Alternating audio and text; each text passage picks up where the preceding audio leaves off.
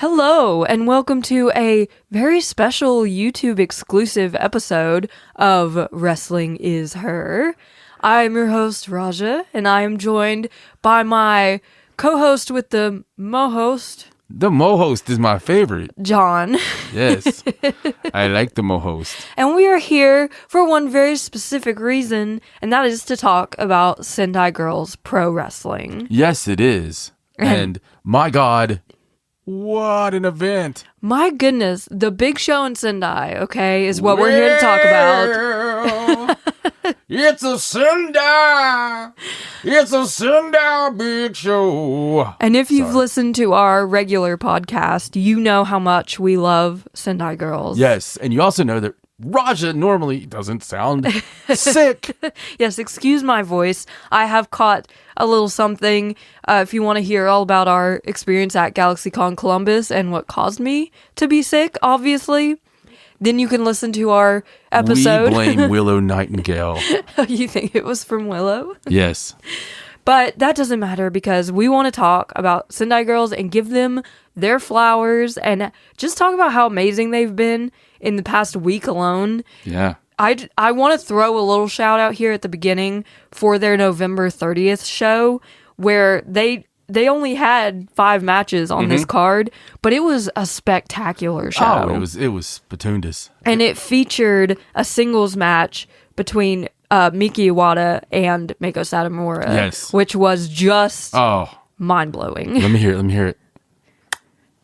Yes. That's a chef's kiss. Double chef's kiss. For that. But what we're really here to talk about is December 8th, big show in Sendai, which was, as advertised, a very big show. It was a big show. It was huge. But let's just jump into this review because I want to talk about all these amazing matches, starting with a junior championship match for the Sendai Girls Junior Championship. I'm a Barbie girl in a Barbie world. Where champion Chi-Chi took on Yuna. And a couple of weeks ago, Chi-Chi actually defeated Yuna in the match to win the Sendai Girls Junior Championship. Yes. And Chi-Chi, if you've ever heard us talk about Chi-Chi before, you know that we love Chi-Chi. We're all about the Chi-Chi around here, and Chi-Chi is spectacular. She's so talented. You have no idea until you dig into a little Chi-Chi. Chi-Chi has not even been a pro for very long.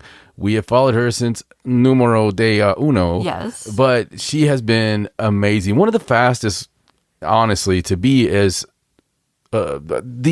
intensity. Yes. The intensity that she brings.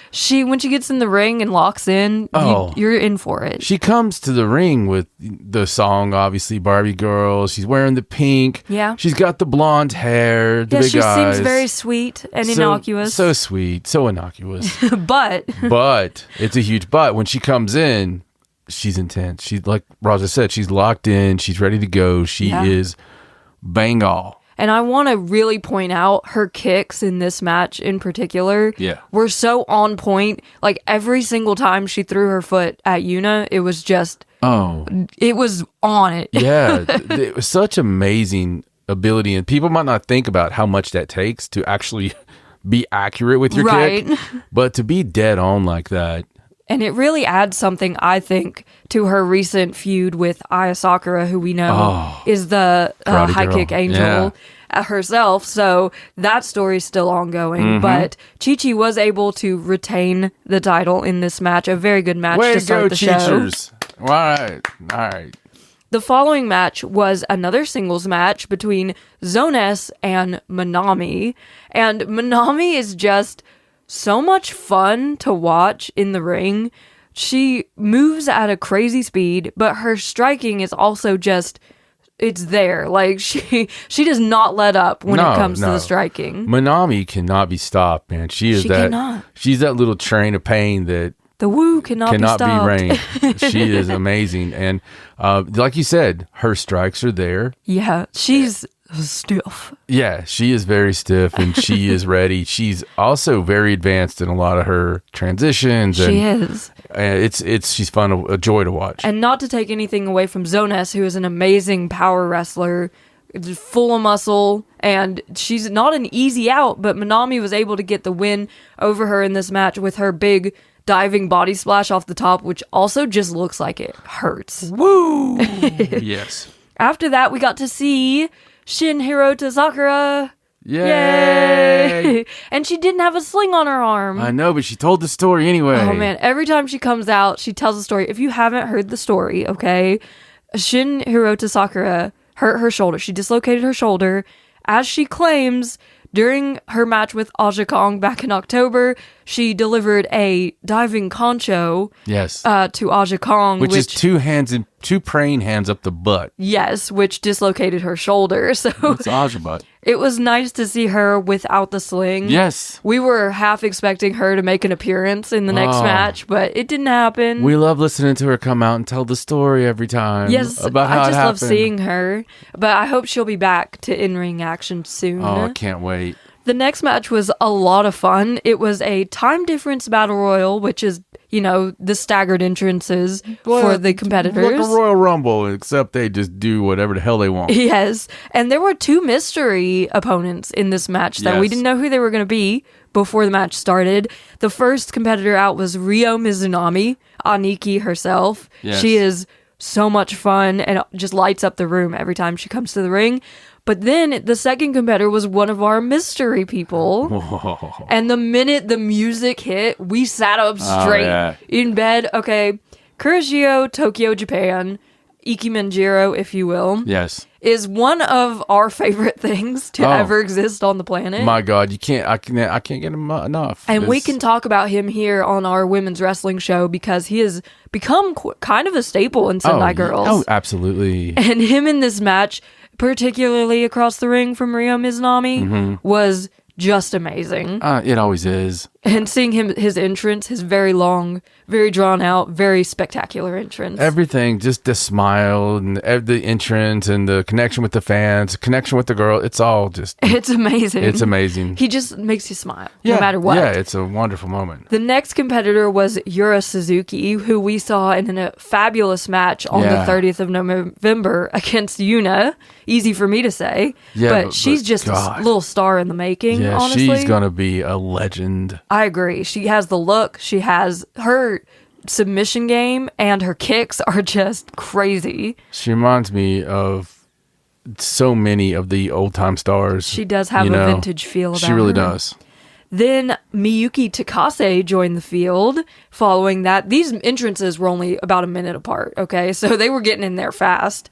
After that, Hiroyo Matsumoto, the Lady Godzilla herself, joined the group. Then Michiko making a return to Sendai Girls as the second mystery opponent in this match. And then Unagi Sayaka. And finally, Aja Kong. Right. So this match was about as crazy and wild as you would expect it to be with a battle royal. A lot of fun. They were doing their things in the ring.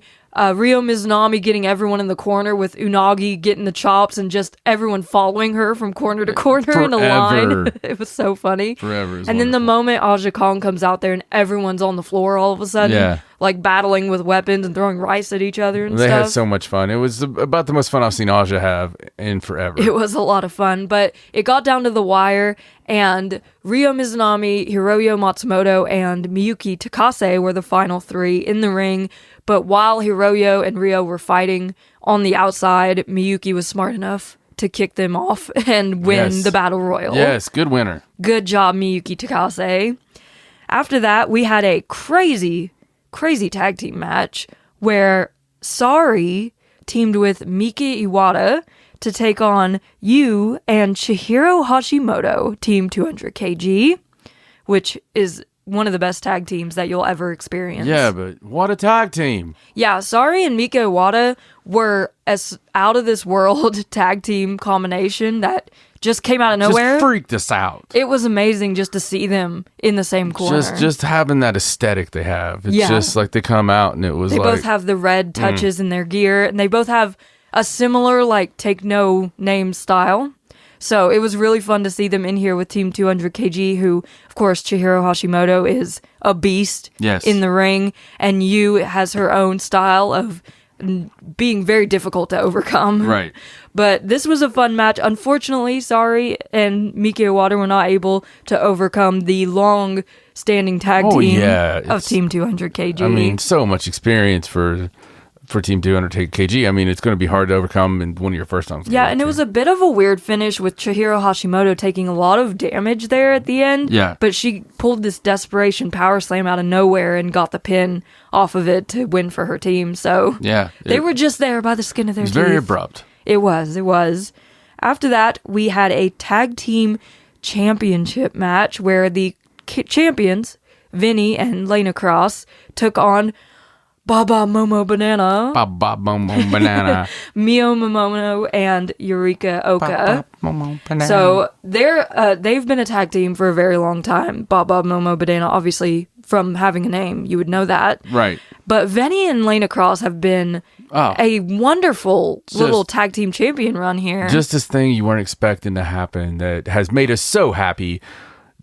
Just Vinny and Lena Cross, they gel. They gel together. They make sense. They're beautiful. They have a they're similar tall. aesthetic, and Lena, I think, is going to be quite the star. She's amazing. Really coming across. She's got some vicious offense. Her knee strike alone. Yeah, vicious offense. Vinny's been amazing forever. So this is something we were there for. We were really happy about this tag team. Yeah, they had a couple of really good defenses. Yeah, they've had some runs. But you're making it sound like they didn't have a defense here. What happened?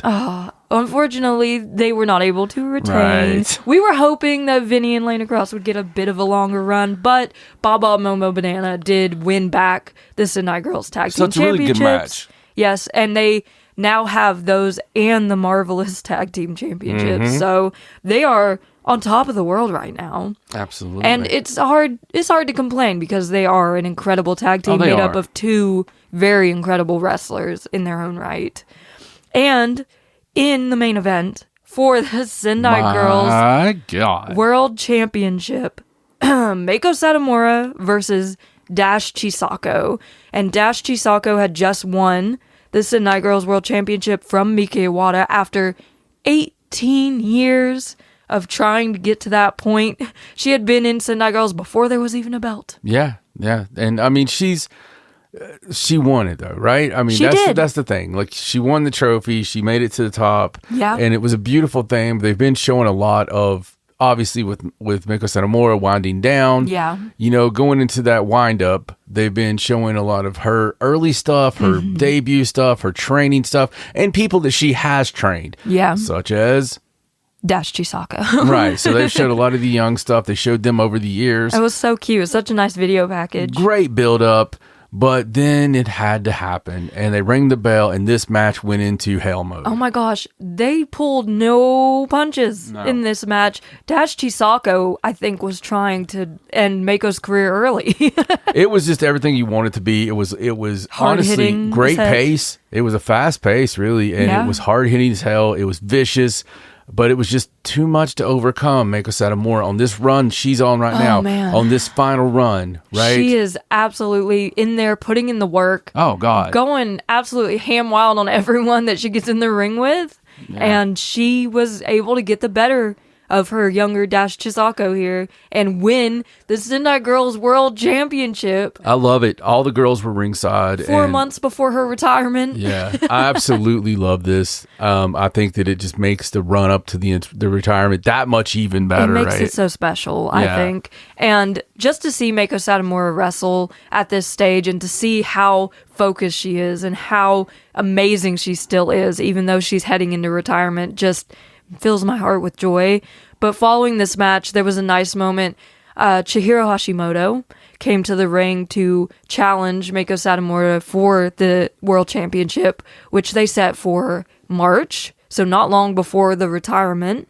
And then Miki Iwata came out, and then Manami came out, and then Yuna came out, and then they called Dash Chisako out. So we had these 5 girls in the ring who are all Meiko Satomura trainees. They're like her girls, essentially. Right. The Sendai Girls, homegrown classes over the years.